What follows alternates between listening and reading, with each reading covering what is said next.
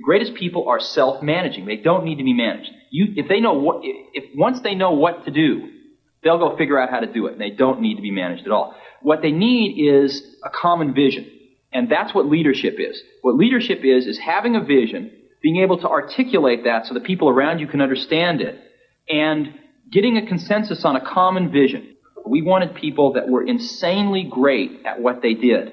But we're not necessarily those seasoned professionals, but who had at the tips of their fingers and in their passion the latest understanding of where technology was and what we could do with that technology, and who wanted to bring that to lots of people. So the neatest thing that happens is when you get a core group of 10 great people, it becomes self-policing as to who they let into that group.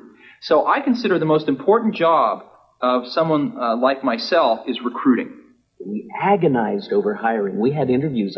You could go back and look at some of the interviews agendas. They would start at 9 or 10 in the morning and go through dinner.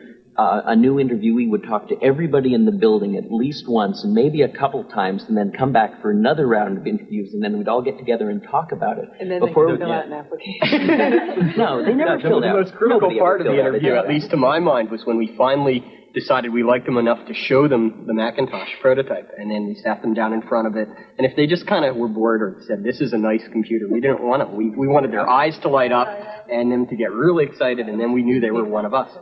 And everybody just wanted to work, not because it was work that had to be done, but it was because something that we really believed in that was just going to really make a difference. And that's what kept the whole thing going. We all wanted exactly the same thing, and instead of spending our time arguing about what the computer should be, we all knew what the computer should be, and we just went and did it. We went through that stage in Apple where we went out and we thought, oh, we're going to be a big company, let's hire professional management. We went out and hired a bunch of professional management. It didn't work at all. Most of them were bozos. They knew how to manage, but they didn't know how to do anything. And so if you're a great person, why do you want to work for somebody you can't learn anything from? And you know what's interesting? You know who the best managers are? They're the great individual contributors who never, ever want to be a manager, but decide they have to be a manager because no one else is going to be able to do as good a job as them. After hiring 2 professional managers from outside the company and firing them both, Jobs gambled on Debbie Coleman, a member of the Macintosh team. 32 years old, an English literature major with an MBA from Stanford, Debbie was a financial manager with no experience in manufacturing.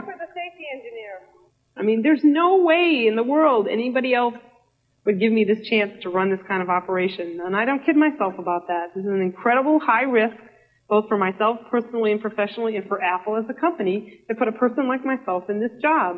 I mean, they're really betting on a lot of things. We're betting that my skills at organizational effectiveness, override all those, lack of technology, lack of experience, lack of, time in manufacturing. So it's a big risk, and I'm just an example, and every single person on the Mac team, almost to your, entry-level person, you could say that about. This is a place where people were afforded just incredibly unique opportunities to prove that they could write the book again. Inscribed inside the casing of every Macintosh, unseen by the consumer, are the signatures of the whole team. This is Apple's way of affirming that their latest innovation is a product of the individuals who created it, not the corporation.